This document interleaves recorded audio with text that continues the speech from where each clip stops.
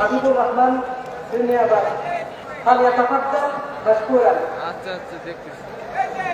এই অনুষ্ঠানটি সঞ্চালনা করছেন বিশ্ব জাতীয় মন্দির দরবার শরীফের অন্যতম খাদেম জনাব আনসার আহমেদ সিদ্দিকী ইকবাল।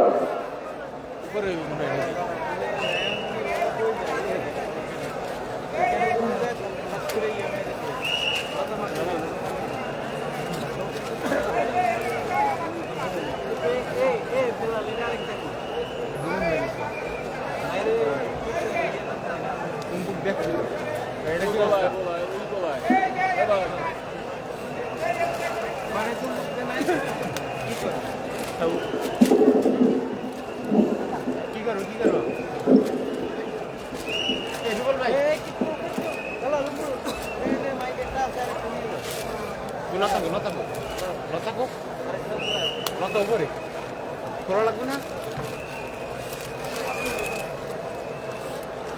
আসসালাতু ওয়াসসালামু আলাইকা ইয়া রাসূলুল্লাহ, আসসালাতু ওয়াসসালামু আলাইকা ইয়া হাবিবাল্লাহ। আসসালামু আলাইকুম। আমাদের এই আলোচনার শুরুতে আমি একটা প্রশ্ন অনুরোধ করতে চাই আপনাদের সবাইকে। যারা শুয়ে আছেন, অনেক বড় একটা অডিটোরিয়াম এটা করা হয়েছে, এটা দেখতেও দিনের বেলায় এরকম গুরুত্বপূর্ণ আলোচনা হচ্ছে।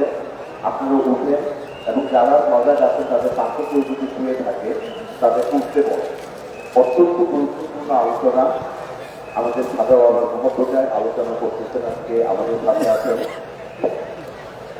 যারা হাবিবুর রহমান সেলিম, আবার আমরা ওনাকে হাবিব ভাই হিসেবে হাবিব আমাদের ওনারা আছেন বলার হাফিজ বলার অনেক পুরনো চাকরি ওনারা আমাদের দরবারে বধুর সাথে সভাপতি ছিলেন অনেক। আজকে সোমবার দিন, আপনারা জানেন আমাদের জাকেরা নাট্যকারদের জন্য কতটা গুরুত্ব বহন করে। আলোচনার শুরুতেই আদম বাবার মহাসভাপতি আমি থেকে আমি অনুরোধ করবো ওনার আলোচনা শুরু করা।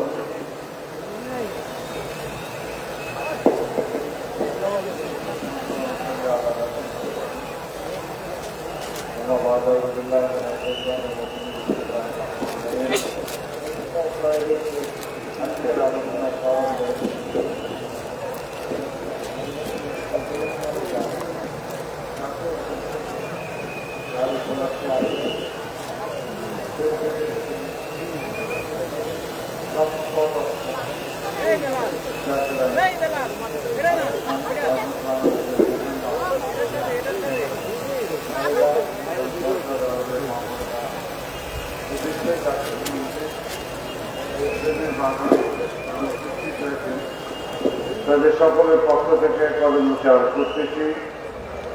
আমার আফজালে জামানিয়া প্রস্তুতের শাহ কাকিমুল মোহাম্মদ মহিউদ্দিন মহাওয়ালি বিশ্ববিখ্যাত অপরাধ প্রধান সাহেবের নুরবার কদম মোবারককে কোটি কোটি অজস্র কোটি কদম চার করতেছি।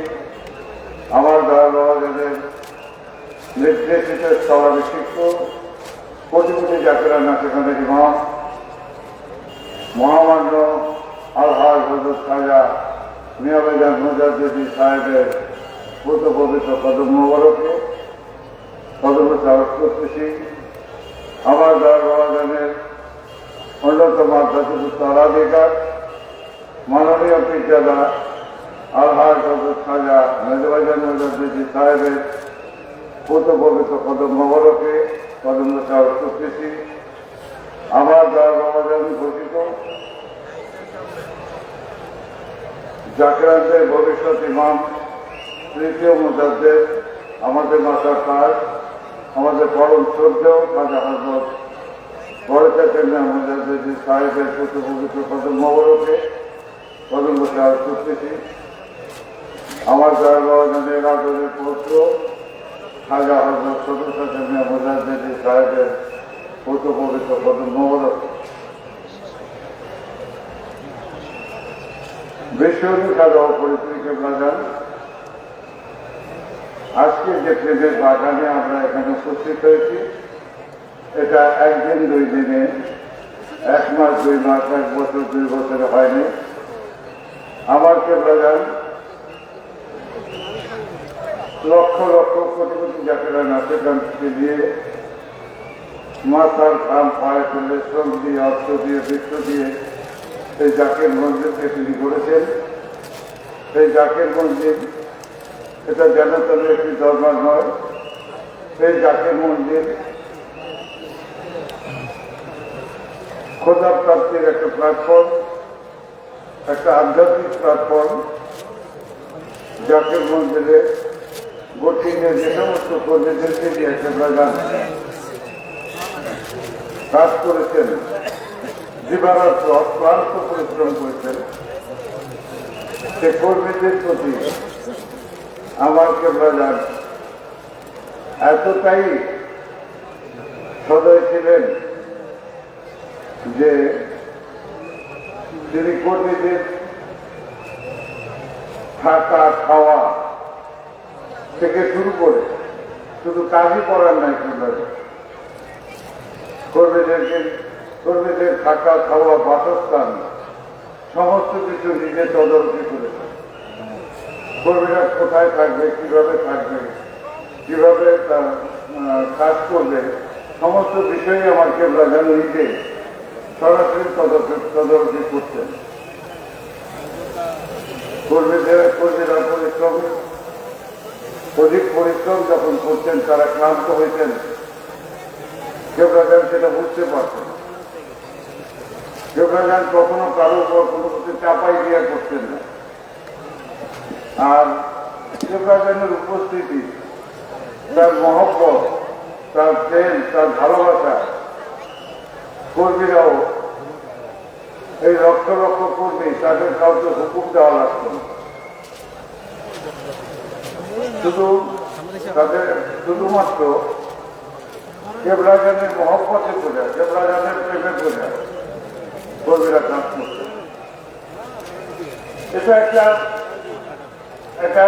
এটা কি বলবো, ভাষা দিয়ে বর্ণনা করা যাবে না, অনুভূতির ব্যাপার। আমার কেবলাজান একটা নির্দিষ্ট কাজ করতে গিয়ে একটা নির্দিষ্ট সময় শেষে আবার তাদের খাওয়া দাওয়া, তাদের বিশ্রামের জন্য কেবলাজান নিজেই চালিয়ে দিত। তো এই জাকের মন্দিরে আসা, সেটারও একটা প্রেক্ষাপট আছে। সে প্রেক্ষাপটে আমি যাব না, শুধুমাত্র কর্মীদেরকে নিয়ে কেবলাজান যে এমনভাবে তিনি কাজটা করেছেন, কেবলাজান শুধুমাত্র আমরা বুঝতেই পারতাম না। আমরা যারা কেবলাজানের সার্ভিসে থেকে কাজ করছি, পীর মুরিদি জিনিসটা কেবলাজান আমাদেরকে যেন বুঝতেই দিতেন না। ঠিকই পিতা, আমরা সন্তান, তিনি আমাদের অভিভাবক। আমরাও সমস্ত কিছু ভুলে গিয়া কেবলাজানের চেহারা মোবারক দেখলেই আমাদের অটোমেটিক্যালি আমাদের এই কর্মীদের মধ্যে একটা প্রেম, একটা মহব্বত, একটা জজবা তৈরি হইত। কর্মীরা চোখে পানি নিয়ে কাজ করছে, মহব্বতের জজবা এসে যেত, কান্ত জাকেরানটা। কেবলাজান কোনো একটা হুকুম দিলে তারা সে সাদরে সেটা গ্রহণ করতেন, সাথে সাথে সে হুকুম পালন করার জন্য কর্মীরা নেমে যেত। কেবলাজান নিজেই তার পার্যমানে বলছেন যে এত আরামের বিছানায় শোয়াইয়া, পেট ভরা খানা খাওয়াইয়া তরিকত শিক্ষা, এটা পৃথিবীর অন্য কোথাও আর কেউ কোনোদিন করেন না। কেবলাজান আমাদের দিদির যে কষ্টটা তার পীরের দরবারে করছেন, আমাদের যে কষ্টটা তিনি কখনো করতে দেন নাই। কেবলাজানের একটা কষ্টের কথা আমি বলি। কেবলাজান একদিন বললেন হলরুমে রাত্রবেলা উনি প্রতিদিনই এসার নামাজের আগে আমাদের সমস্ত ডিপার্টমেন্টের প্রধানদেরকে ডাকতেন। তিনি বলতেন তিনি বিভিন্ন বিষয়ে দরবার শরীফের কাজকর্মের খবর দিতেন এবং পরের দিনে আমরা কি করবো সে বিষয়ে একটা রুটিন, সে বিষয়ে উনি একটা রুটিন তৈরি করে দিতেন। তো সেই কথা বলতে সেই কাজ করার ফাঁকে কেবলাজান একদিন তার জীবনের একটা কাহিনী বললেন এনায়েতপুরে, যে বাবা আমি ছোটবেলা থেকে রোগা ছিলাম, আমাকে দিয়ে আমার বাপ কোনো কাজ করতে দিত না, কাজ করাইতেন না, ঘরের টুকিটাকি কাজও করতে দিতেন না, আমি দুর্বল ছিলাম শারীরিকভাবে। তো যেদিন কেবলাজানের দরবারে আমি গেলাম সে প্রথম যাওয়ার পরে ওখানে নিয়ম ছিল একদিন পর একদিন আমার জন্য স্পেশালি খানা দেওয়া, তারপর 3 দিন পরে একদিন, তারপর 5 দিন পরে একদিন, তারপরে বাবা 7 দিন পরে একদিন খানা দিতেন। এই খাইয়া আমি আমার পীরের বাড়িতে আমি থাকছি। একটা সময় একদিন আমার তখন শরীরে খুব জ্বর, হুকুম হলো মাটি কাটা। তো সমস্ত জাতির ভাইরা মাটি কাটতে যাইতেছে, আমি তাদের সাথে গেলাম। যাওয়ার পরে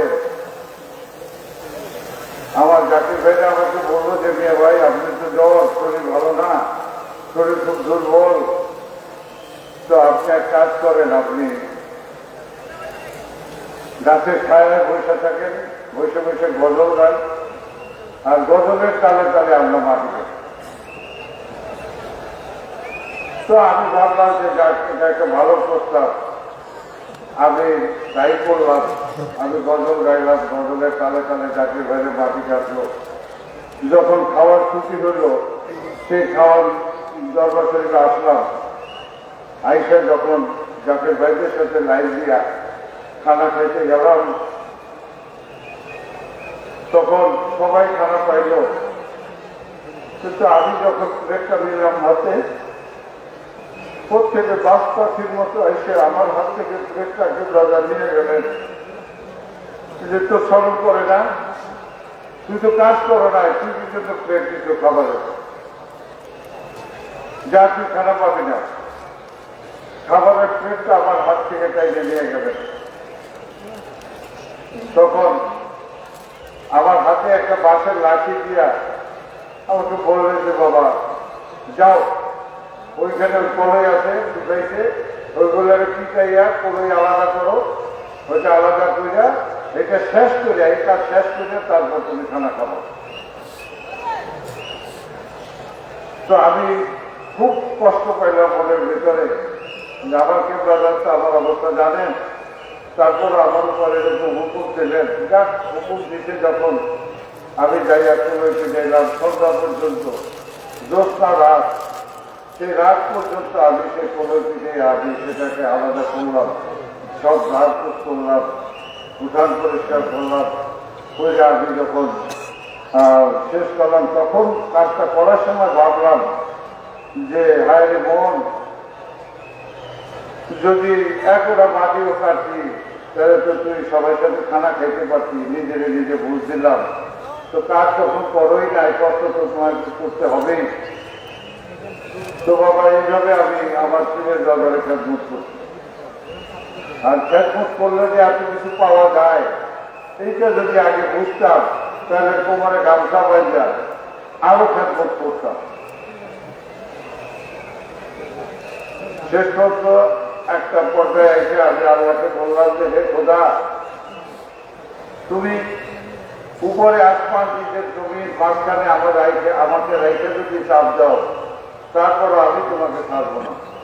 এই প্রতিজ্ঞা করে পীরের বাড়ি করে থেকে আমি খেদমত যে নিয়ামতের অধিকারী হয়েছি, এটা তো কোনোদিন ভাবি নাই যে এই নিয়ামতের দ্বারা আমার উপর আসবে। আজকে যে প্রেমের বাগানে আমরা বসে আছি, এটা আমার কেবলাজানের অতীব কষ্টের ফসল।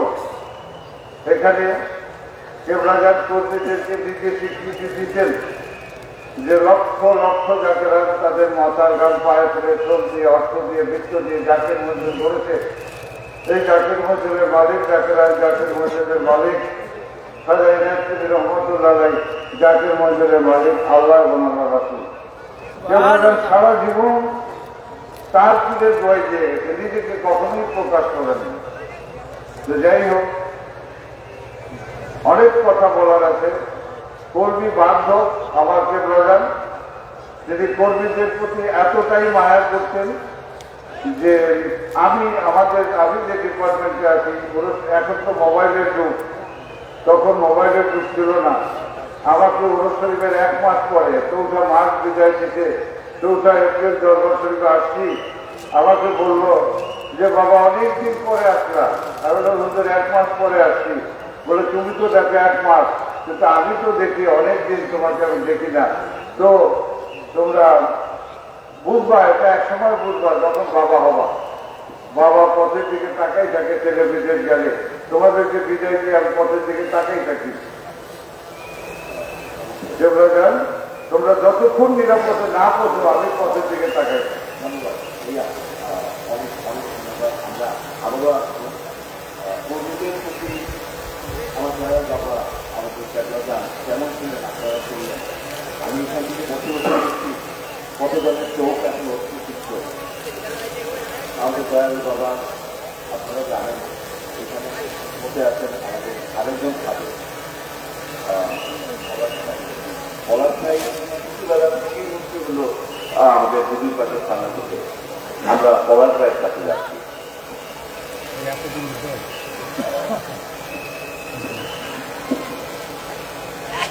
বিসমিল্লাহির রহমানির রহিম। অজস্র কোটি শুকরিয়া মহান আল্লাহ রাব্বুল আলামিনের দরবারে, যিনি দয়া করে আরো একটি মহাপবিত্র বিশ্ব ওরস শরীফ, কেবলাঘাট হুজুরের মহাপবিত্র ওরস শরীফ সশরীরে করার তৌফিক দান করলেন।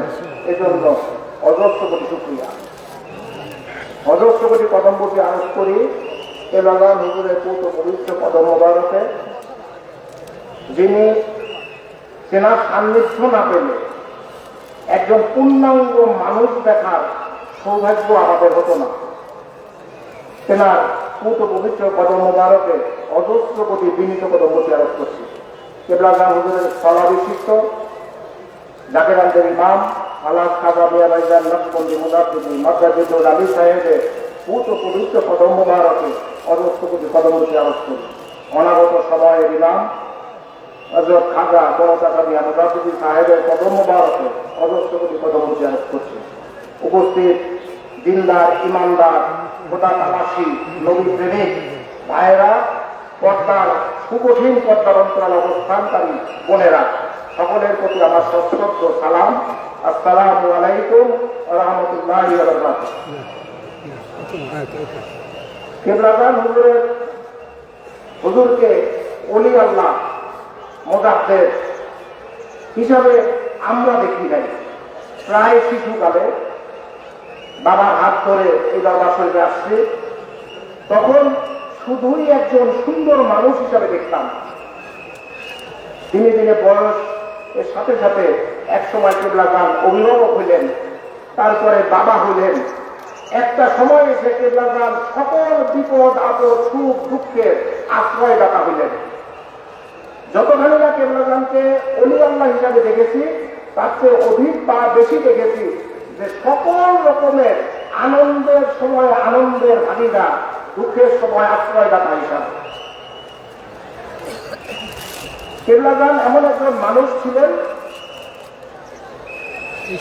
একজন মানুষের ভিতরে যতগুলি গুণ আমরা কল্পনা করি যে এই গুণ থাকা উচিত, কারো ভিতরে তার 2টা গুণ থাকে, কারো ভিতরে তার 3টা গুণ থাকে।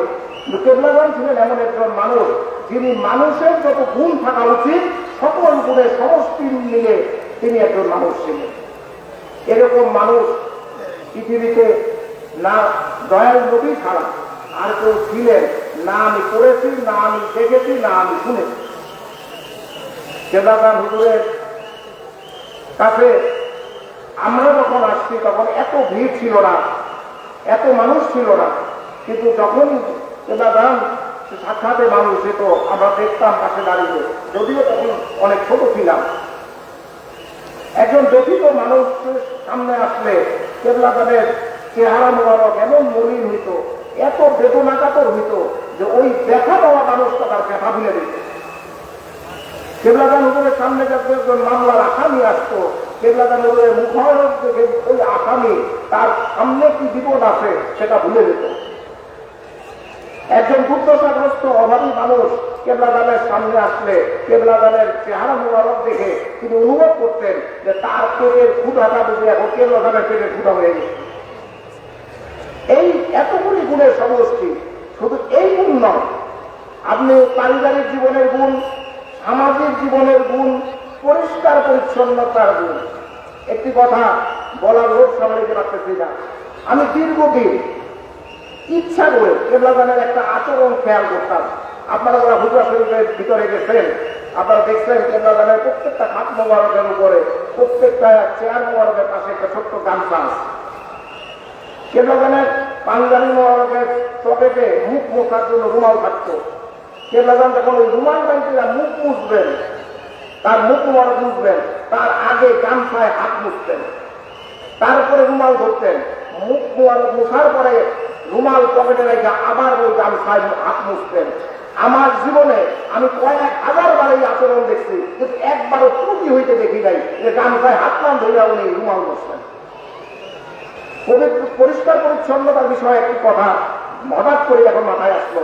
একজন জাগের ভাই কেবলাদানের কাছে নালিশ দিতেছেন, আমার ব্যবসা প্রতিষ্ঠানে লাভ হয় না, ব্যবসায় সুযোগ পায়, ভালো হইতেছে না। কেবলাদান বললেন, আপনার ব্যবসা প্রতিষ্ঠান পবিত্র থাকে না, আপনি পবিত্র রাখেন তাহলে আপনার ব্যবসা ভালো হবে। ওই জায়গায় কেমন পবিত্র রাখবো? কেবলাদান বললেন, আমার গোশালা বাগিয়া দেখে আসেন, আমার গোশালা যতটুকু পবিত্র, ওইটুকু পবিত্র যদি আপনার ব্যবসা প্রতিষ্ঠান রাখতে পারেন তাহলেও আপনার ব্যবসা ভালো হবে। কেবলাদানের পবিত্রতা কর্মীদের সাথে সম্পর্ক। আমার পাশে বসে আছেন আলিউর রহমান আছেন, ওনারা কেবলাদানের সরাসরি সান্নিধ্যে কাজ করছেন। আমার যে বয়স, প্রকৃতপক্ষে আমি কেবলাদানকে দেখছি অনেক, কিন্তু কেবলাদানের সান্নিধ্যে কাজ করার যখন বয়স আমাদের হচ্ছে তখন কেবলাদান শারীরিকভাবে অসুস্থ হয়ে পড়ছেন। আমরা দেখছি অনেক, শুনছি অনেক, কিন্তু কেবলাদানের সরাসরি সান্নিধ্যে কাজ করার সুযোগ আমাদের কম। আজকে মহাপবিত্র শরীফ, আজকে সোমবার, এমন একটা কাল রাত্রি আমাদের সামনে অপেক্ষা করতেছে, যে কাল রাত্রিতে আমাদের মাথায় আকাশ ভেঙে পড়ছিল, যে কাল রাত্রিতে আমরা এতিম ছিলাম, আমরা অভিভাবক হারাইছিলাম। আমরা তো অভিভাবক হারাই নাই, আমাদের অস্তিত্বের একটা অংশ হয়ে হয়েছিলাম। আজকে সেই কাল রাত্রিটা আমাদের সামনে উপস্থিত। আজকে মহাপবিত্র শরীফের এই দিনে এই ডায়াসে বসে শুধু কেবলাদান হুজুরকে বলতে ইচ্ছে করে, কেবলাদান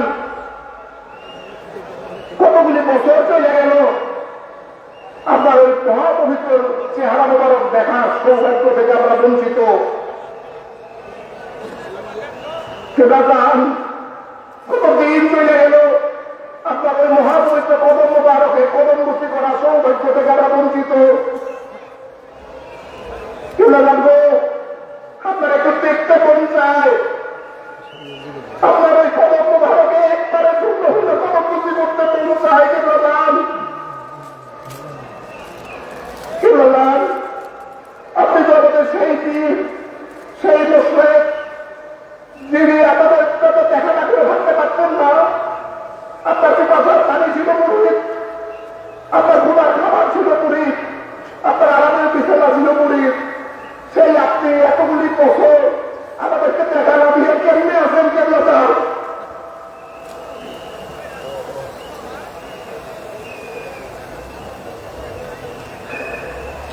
কেবলাদান এই পরম পবিত্র দয়াময় খোদা, আপনি আমাদের কেবলাদানকে কোন নূর মহাসমুদ্রের বিষয়ে রাখছেন। আমাদের আকুতি, আমাদের চোখের পানি কি জন্য আমাদের কাছে পৌঁছায় না? হে মহান প্রতিপালক, আপনি আমাদের কেবলাদানকে দয়া জানায় দেন। আমরা কেবলাদানকে ভুলি নাই, আমরা কেবলাদানকে তারা ভালো নাই।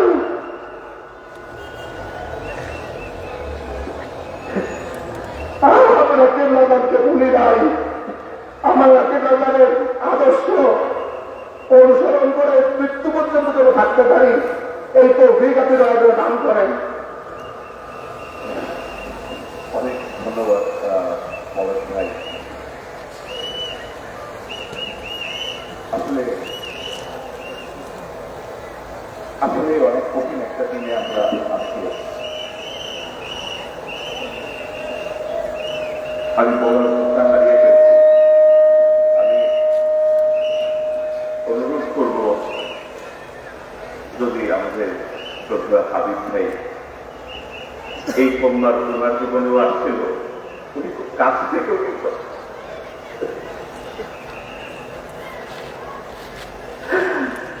অনেক কাছ থেকে হাবিব ভাই ওই সংবাদ দেখেছে। হাবিব ভাই আপনি যদি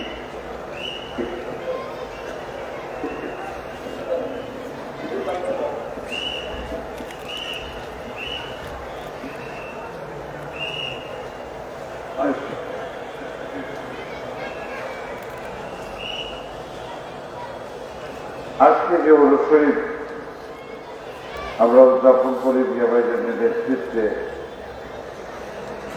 কেবলাজান দীর্ঘ 50 বছর থেকে এই ওরস শরীফ কিভাবে করতে হবে আমাদেরকে কেবলাজান হাতে কলমে শিক্ষা দিয়েছে।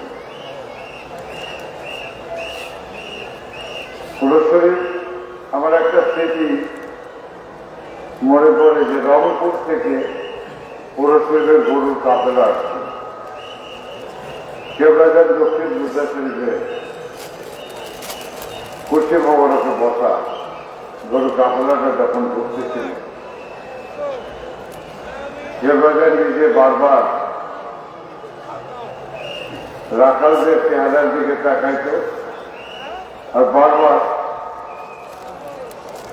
কেবলাজান তার চোখ মোড়ক থেকে যে পানি পড়ত, আবার পাশে খাদেমদেরকে বলতেন যে তোমরা কি জানো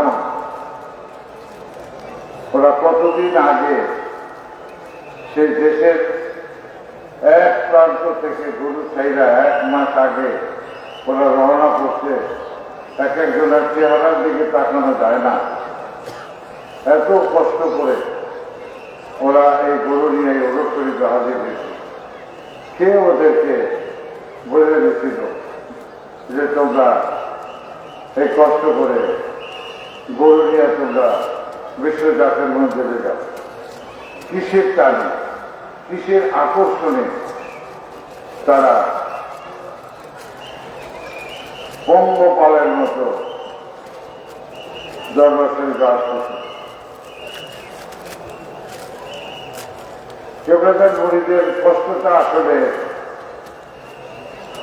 নিজের কষ্ট হিসাবে নিতেন, কখনো এই মরিদের কষ্টটা সহ্যই করতে পারতেন না।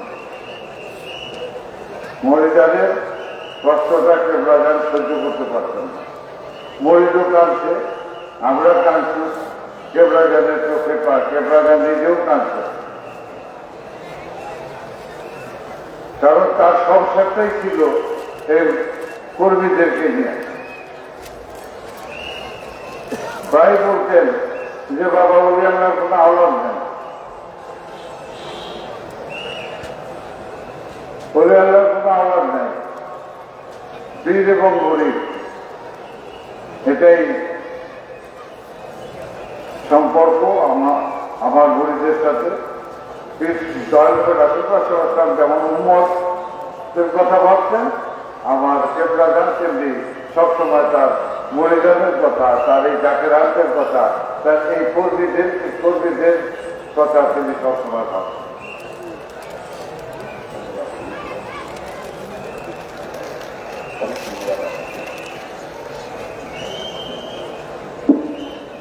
আমাদের আসলে নামাজের সময়ও চলে আসতেছে।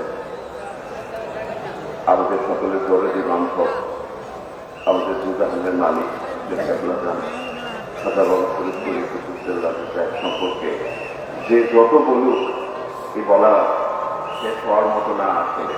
আমি জানি এখানে লক্ষ কোটি ধর্মপ্রাণ আশেকান জাকেরান যারা আছেন তাদের প্রত্যেকের জীবনেই কিছু না কিছু ঘটেছে। আমি শুধু এইটুকু বলতে পারি আপনাদেরকে, ওনারা সম্ভবত ডক্টর খাজা বাবা, আমি খাজা বাবাকে দেখি নাই না, আমার সন্তানরা দেখছে, আমার সন্তানরা এখন ইউনিভার্সিটিতে পড়ে। কিসের ভালোবাসা, কিসের মায়ের কিভাবে আমার বাচ্চাগুলো কান্না করতেছে আমি দেখি। আমার খাজা বাবার প্রেমে আপনাদের সবার দিলেই এই প্রেম আছে। আজকে এই দিন আপনারা কেউ মিস করেন না। আপনার জেন্দা বাবা, খাজা বাবা সবার দেখতেছে, সবার শুনতে পারবে। আপনারা শ্বাস দিলে আপনাদের তার মনে কি আছে আপনাদের সব কিছু আমার খাজা বাবাকে বলে যান, সব বলে যান। খাজা বাবা আছে, খাজা বাবা দেখবেন। আপনাদের সবাইকে অনেক অনেক ধন্যবাদ। আসসালামু আলাইকুম ওয়া রাহমাতুল্লাহি ওয়া বারাকাতুহু।